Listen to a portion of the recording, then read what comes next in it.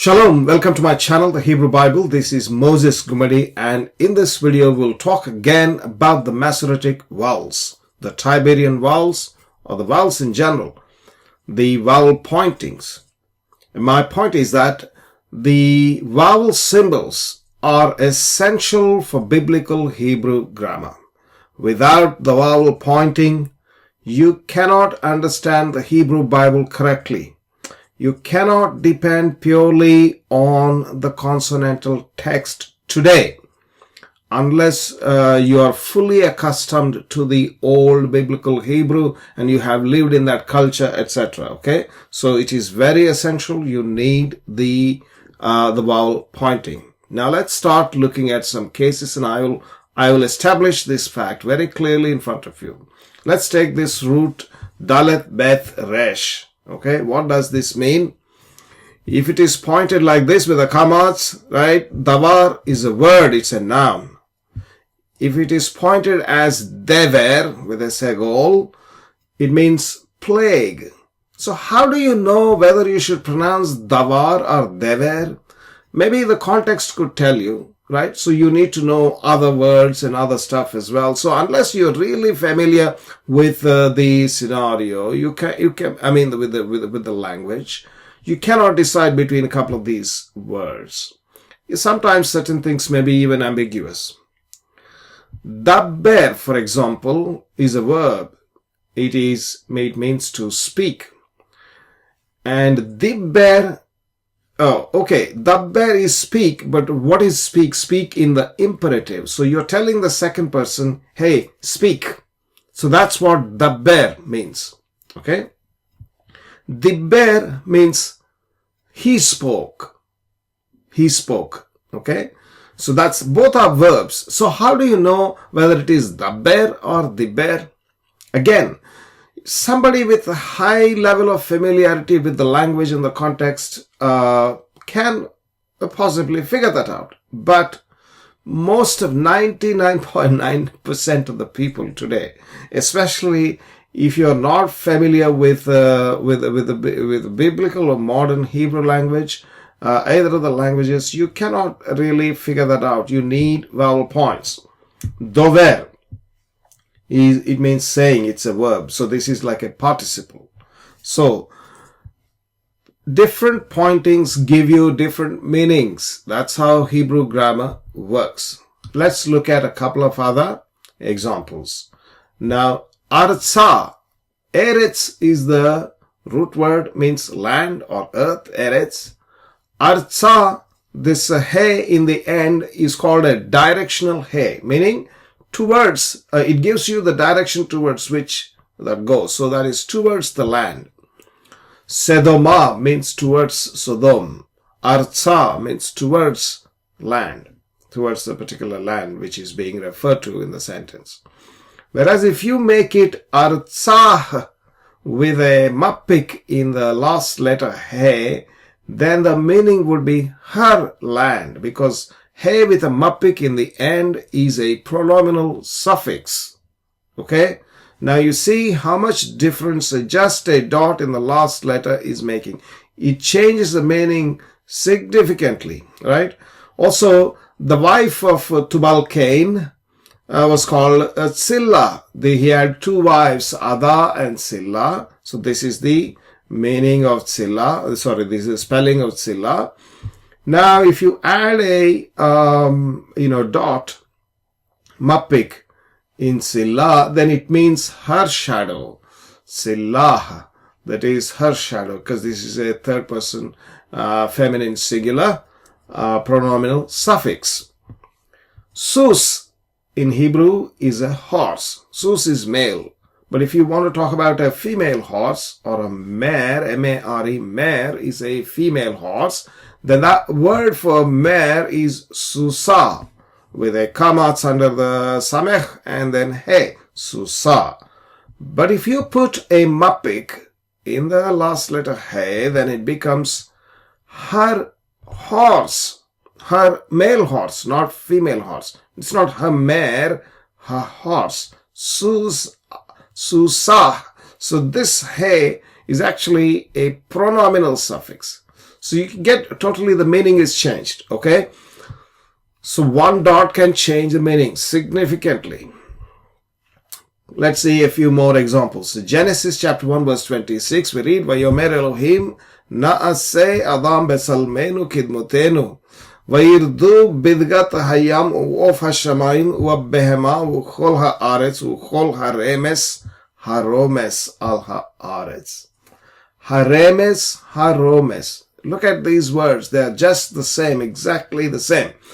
If you remove the vowels, and if you insist that all the words should be pronounced with a patach or a kamas, like shalavam or lashavan kadash, right? So if you speak like that, then it becomes haramash, haramash. So what does that mean?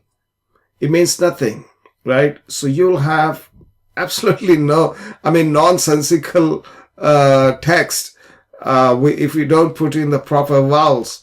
Haremes says these are creeping things. This is a noun. Haromes is a verb in the participle. So the creepers that creep is the meaning here. Haremes haromes, the creepers that creep. Okay.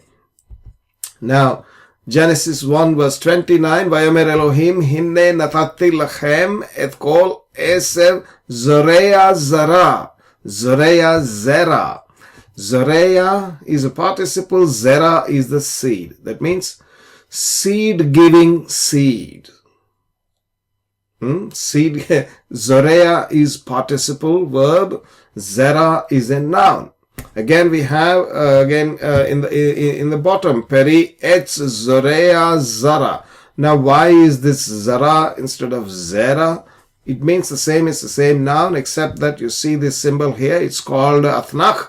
There is a pause in the recitation of the text. So when there is a pause in the recitation of the text, the vowels change in order to help the recitation. So you would say here Zoreya Zera, but here you would say Zoreya Zara.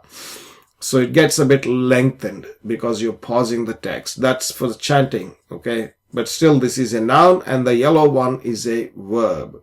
For example, this pausal forms. I probably will do another video on the pausal forms. But Be'er Sheva is the word. But when it occurs at the Nathanach or in the end of the sentence, then Be'er Sheva becomes Be'er Shava. Be'er Shava. Why? Because it is a pausal form. So those kind of changes occur, but it is not grammatical. So I'm not saying pausal are not necessarily grammatical. They are for the chanting. But here, these Zoreya, Zara, they are grammatical. You can't read them Zara, Zara. Yeah? You get no meaning from that. Again, one more similar example. Genesis chapter 7:21. We read here, Ukol Hasheretz Hashoretz. So Hasheretz Hashoretz. Sheretz means a noun. The creatures Hashoretz. Let's look at the verb Shoretz. So the sharatz is the root word of that verb. The lemma, or you can say the cattle form sharatz, is basically what it means is they team or they swarming. So swarming creatures that swarm or teeming creatures that teem upon the earth. Al ha'aretz v'kol ha'adam. Okay, so that's what it refers to. So again, it's the same thing. Two words exactly the same. Consonantal forms are not going to help you because these two words are pointed differently. One is a noun, another is a verb. Tarof, Toraf. Okay, here this is the case of Joseph. Jacob thinks that Joseph is killed. So Vayakira, Vayomer, Ketonet Beni. So he recognized the long-sleeved coat of Joseph and said, "Yes, this is Ketonet. This is the tunic of my son, Ketonet Beni." Chayara, an evil beast, Achalathehu, it has eaten him. Tarof, Toraf, Yosef, indeed he was torn. Joseph was torn. into pieces, is what he's saying. That indeed is coming from the doubling, tarof, toraf. Okay, a couple of more examples. Now this word im, ein, mem, im with a chirik means with. Okay, with. Whereas the same word ein and mem with a patach means it means people. So, if you remove the pointing, you don't know what that word is, do you? Im versus So then you have a lot of these cases where these prepositions come with the pronominal suffixes. Immi, immecha, immach, immo, immah. Right? Here we say ammi, ammecha, ammach, ammo, ammah, ammanu. Immanu here. Right? Okay, now let's take Immanuel. Okay, everyone knows Immanuel in Isaiah chapter 7 verse 14. Okay, now remove the vowels. Okay, his name shall be called, she shall call his name, what? Immanuel. Now remove the vowels. Immanu is here with us, right? Ammanuel. So you could read it Ammenu. I mean, not Ammanu, Ammenuel. Then Ammenuel means God is our people. Right? You could prove that. Maybe. Like people say Immanuel, that individual who later on we see that he has eaten curds and honey, and until he grows up, and before he grows up to be able to say, no good or evil, those kings will be dead. In the time of Ahaz, the king. That is what is written in Isaiah 7:14. Now, people want to make all kinds of meanings with that. The thing is that you could read the same word is Ammenu. Ammenuel. Would you do that? No. Why? Because it gives a totally different meaning. So you need vowels, Hebrew vowels, Tiberian vowels. Okay, you're not going to escape the Tiberian vowels. Eth means either direct object, definite direct object reference marker, or it could maybe a preposition. Right? Now these two. Let's look at these. So again, with the pronominal suffixes, oti. If it is a direct object, it is oti. If it is a preposition, it is itti. Although the word is just the same, it's the same eth. There's no spelling difference with the regular word eth, whether it's a direct object or a preposition. But when you add the pronominal suffixes, the spellings change. That's how you recognize which one is it. So is it me, thee? It says is oti, otcha, or itti, techa. How are you going to figure that out? Right? You could have texts where both of them are relevant, and which meaning are you going to take?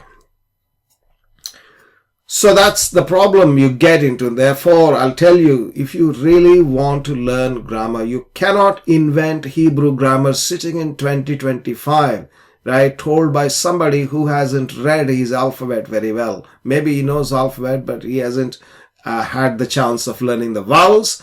It was a little bit too much for them, and they invented their own silly little things. Shalavam and Lashavan, Kadash, and all this rubbish, and they say, well, we don't need the Tiberian vowels. If you don't need Tiberian vowels, you cannot understand Hebrew Bible, period. Get a biblical Hebrew grammar textbook. Okay, get something. It costs you $25 or $30. But if you really want to get understand Hebrew grammar, get a Hebrew grammar. Look at this Wayne Green. It's there in the Amazon. You can look up Ioana Murawaka. It's a very good book. These two, so they're very robust books.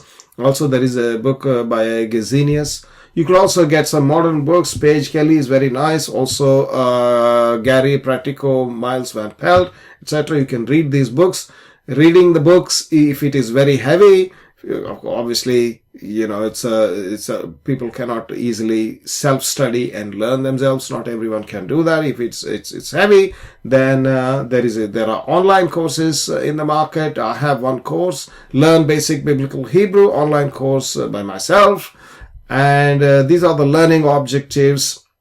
Right, it focuses on how to read accurately and how to understand the words and the sentences using grammatical fundamentals, okay, and also how to research the text using morphological and lexical resources.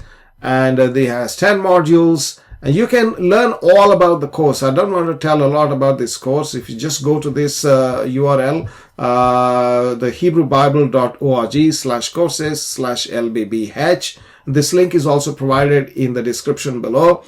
And if you go there or click at the top right corner there's an I there. If you click there, you get a link as well.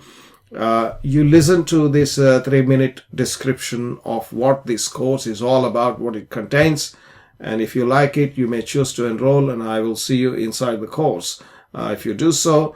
And that brings us to the end of this video. Thank you for watching. Please do like my video, click the bell icon, subscribe to my channel, also comment below, and I will see you with another video as soon as I can. Thank you very much.